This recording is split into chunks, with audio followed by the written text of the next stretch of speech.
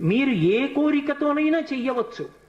ఆయన పరబ్రహ్మస్వరూపుడై అనుగ్రహించేస్తాడు. ఎందుకంటే అలా యోగమునందు నిలబడగలిగిన ప్రజ్ఞాశాలి కనుక. శ్రీరామాయణంలో ఒక చమత్కారం ఉంది. దాని పేరే రామాయణము. రాముడితో మిగిలిన వ్యక్తులందరూ నడుస్తారు. అసలు రాముడు కనిపించని కాండ ఉండదు సుందరకాండ వినా. సుందరకాండలో రాముడు కనపడకపోయినా రామ కథ 1కి 10 మార్లు చెప్పబడుతుంది. అటువంటి రామచంద్రమూర్తి వలన ఉపకారము కాని ప్రత్యుపకారము కాని పొందనివాడు రామాయణమునందు లేడు. ఆయనకి ఉపకారం చేసిన వాళ్ళందరికీ ప్రత్యుపకారం చేశారు. ఒకవేళ ఉపకారం చేయకపోయినా ఉపకారం చేశారు. కానీ ఆయన ఉపకారాన్ని పొంది కూడా ప్రత్యుపకారం నేను చెయ్యలేను అని చెప్పింది ఎవరితో అంటే ఒక్క హనుమతోని చెప్పారు. రామాయణ పరిసమాప్తి సమయంలో హనుమని దగ్గరికి పిలిచి గట్టిగా కౌగిలించుకుని ఒక మాట అన్నారు.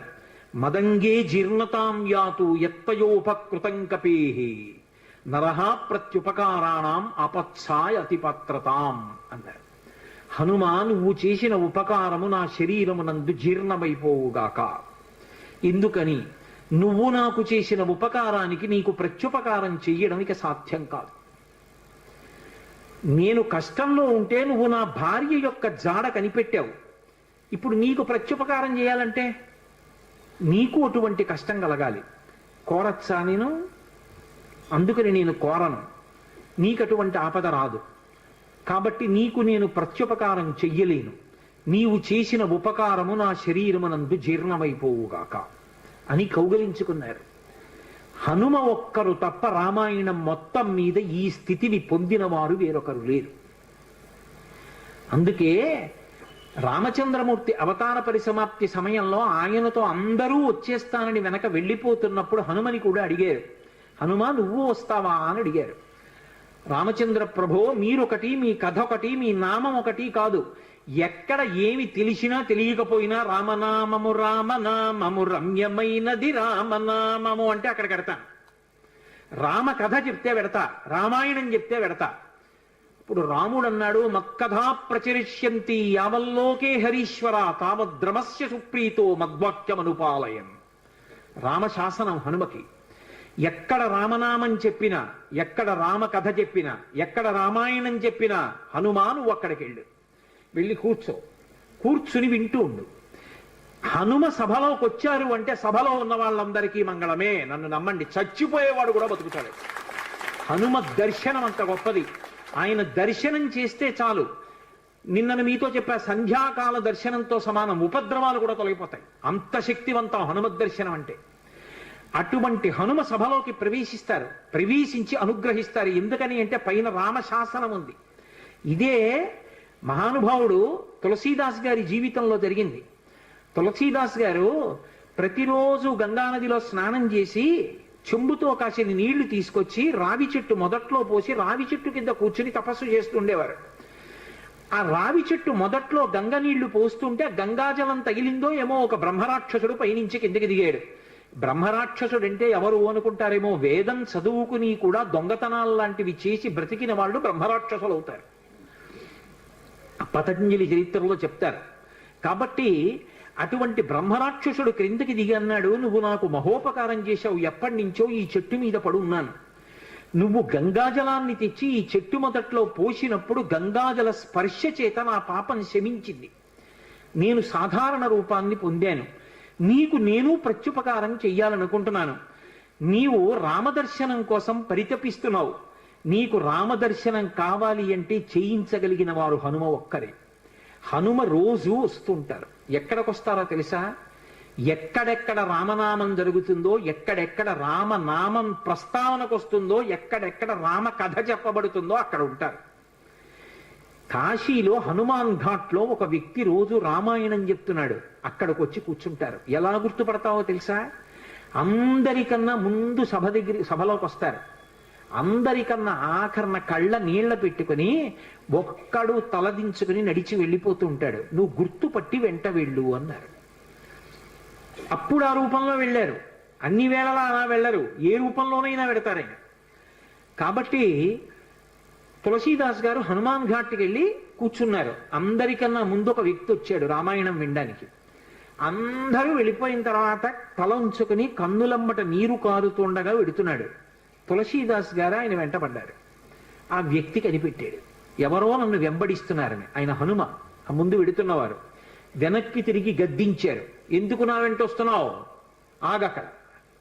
కాదు, నాకు రామదర్శనం కావాలి, నీ వల్లే జరగాలి. వెళ్ళి కాళ్ళ మీద పడ్డారు. కాళ్ళ మీద పడితే ఆయన ఒక స్థలాన్ని చెప్పారు, అక్కడ కూర్చుని నువ్వు జపం చెయ్యి, తపస్సు చెయ్యి, నీకు రామదర్శనం అవుతుందన్నారు. తులసీదాస్ గారు కూర్చుని తపస్సు చేస్తున్నారు. తపస్సు చేస్తుంటే రామలక్ష్మణులు ఇద్దరూ రాజకుమారుల రూపంలో గుర్రాల మీద వచ్చారు. వచ్చి గుర్రాలు దిగి అరుగు మీద సేద తీరారు. ఎవరో రాజకుమారులని తులసీదాస్ గారు ఊరుకున్నారు. వాళ్ళిద్దరూ గుర్రం ఎక్కి వెళ్ళిపోయారు. హనుమ వచ్చారు, రామలక్ష్మణులు వచ్చారు, గుర్తుపట్టావా అన్నారు. ఎప్పుడు వచ్చారు అన్నారు. అయ్యో, ఇద్దరు రాజకుమారుల వేషంలో వచ్చారయా, నువ్వు గుర్తుపట్టలేదు, వెళ్ళిపోయారు అన్నారు. ఎంతో బాధపడ్డారు. మళ్ళీ సాధన చెయ్యి అన్నారు. మళ్ళీ సాధన మొదలుపెట్టారు. మళ్ళీ సాధన మొదలు పెడితే కొన్నాళ్ళు అయిపోయిన తర్వాత చిన్న పిల్లవాడి రూపంలో రాముడు వచ్చాడు. గంధం తీస్తున్నారు తులసీదాస్ గారు రామచంద్రమూర్తికి అనులేపనం చేయడానికి. చిన్న పిల్లవాడి రూపంలో వచ్చి, తాతా తాతా నాకు గంధం ఇస్తావా అని అడిగాడు. ఇది రాముడి కోసం రా, పో అన్నారు తులసీదాస్ గారు. మళ్ళీ పొమ్మంటున్నాడు రా రాముడు వస్తే అని హనుమ వెంటనే పంజరంలో చిలక రూపంలో వచ్చి పాట పాడాడు. రాముడు బాలుడి రూపంలో వచ్చి తులసీదాస్ గారిని గంధం అడుగుతున్నాడు. గుర్తించలేని తులసీదాసు వెళ్ళిపోమ్మంటున్నాడు అని. అది విన్నటువంటి తులసీదాస్ గారు వెంటనే పిల్లవాడి కాళ్ళు పట్టుకుని పిల్లవాడి కాళ్ళ మీద పడ్డారు. పడగానే రామచంద్రమూర్తిగా దర్శనమిచ్చారు. దర్శనమిచ్చి, తులసీదాస్, నా పేరు మీద నువ్వు రామాయణాన్ని, దక్షిణ దేశంలో వాల్మీకి రామాయణం, దక్షిణ దేశం ఎక్కడైనా వాల్మీకి రామాయణం, కానీ నువ్వు ఇప్పుడు రామచరితమానస్ అన్న పేరు మీద రామాయణాన్ని రచించు. ఉత్తర భారతదేశంలో రామచరితమానస్కి ఎంత గౌరవం అంటే, మీరు ఆలయాల్లోకి వెళ్ళండి, వ్యాసపీఠాలు పెట్టి దాని మీద రామచరితమానస్ పెడతారు. గుళ్ళోకి వెళ్ళిన వాళ్ళు కనీసం ఒక్క శ్లోకమైన అందులోంచి చదువుకుని చక్కగా ఓ పువ్వు ఏదో పెట్టి నమస్కారం పెట్టొస్తారు. రామచరితమానస్కి అంత గొప్ప. విచిత్రం ఏంటంటే హనుమాన్ చాలీసా, రామచరితమానస్ రెండు తులసీదాస్ గారి శరీరంతో ఉండగానే ప్రఖ్యాతి వహించేసాయి. అటువంటి తులసీదాస్ గారు ఎప్పుడూ రామనామం చెప్తుండేవారు. ఒకప్పుడు తులసీదాస్ గారు గంగ ఒడ్డున నిలబడి ఉన్నారు. ఒక ఆవిడ గబగబా వచ్చి ఆయన కాళ్ళ మీద పడి నమస్కారం చేసింది. ఎప్పుడూ అలవాటు మీద తులసీదాస్ గారు దీర్ఘసుమంగళీభవ అన్నారు.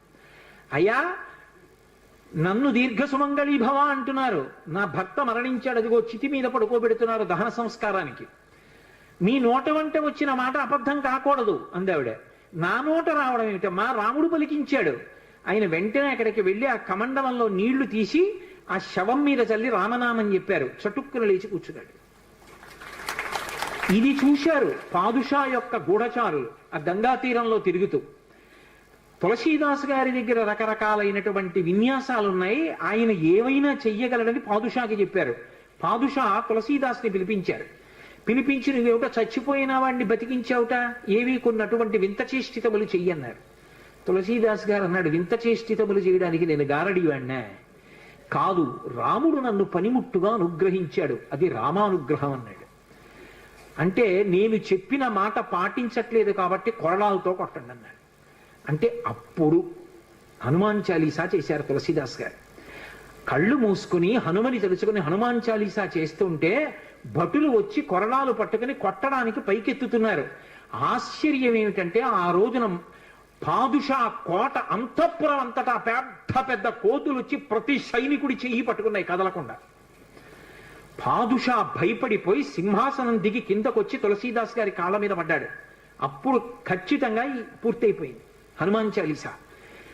ఆ తులసీదాస్ గారి చదివినప్పుడు అన్ని కోతుల రూపంలో వచ్చి ఎదురుగుండా హనుమ నిలబడి కాపాడారు తులసీదాస్ గారిని. అందుకే అప్పటికీ ఇప్పటికీ ఎప్పటికీ కూడా హనుమాన్ చాలీసాకి అంత శక్తి. తులసీదాస్ గారు ఎప్పుడు మాట్లాడుతూ ఉండేవారు స్వామి హనుమతోటి. రామాయణ రచన చేసేటప్పుడు, రామచరితమానస్ రాసేటప్పుడు ఏ ఏ ఘట్టం దగ్గరికి వచ్చేటప్పటికి ఆయా ఘట్టం దగ్గర మళ్ళీ హనుమకి చదివి వినిపిస్తూ ఉండేవారు. హనుమ అంతా చదివి సరేనంటుండేవారు. అబ్బో, ఎన్ని చమత్కారాలు, వాళ్ళిద్దరి మధ్యలో ఎన్ని విశేషాలు జరిగాయో తులసీదాస్ గారికి హనుమకి. అంతటి గొప్ప అనుబంధం. అందుకే హనుమ గురించి తులసీదాస్ గారు ఏవి చెప్పారో అవన్నీ కూడా అద్భుతమైనటువంటి విషయాలు. రామచరితమానస్ అంత గొప్ప గ్రంథం. తులసీదాస్ గారిని అనుగ్రహించారు మహానుభావుడు. స్వామి హనుమ అనేకమైనటువంటి అవతారాల్లో ఈ లోకంలో వచ్చి ఎందరినో అనుగ్రహించారు. వారు వచ్చినటువంటి అవతారములు ఎన్నో ఉన్నాయి.